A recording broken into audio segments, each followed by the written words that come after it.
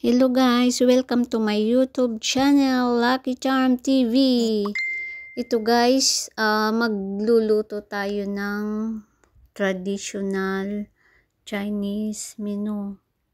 Ito guys yung mga ingredients, yung mga lutos, tsaka with green beans, lamb, meat, tsaka yung dried tofu.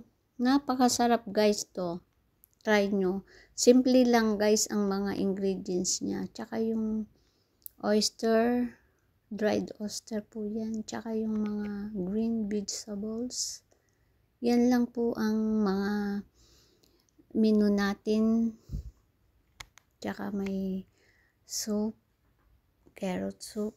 Yan, sarap. Steamed fish. Salamat guys.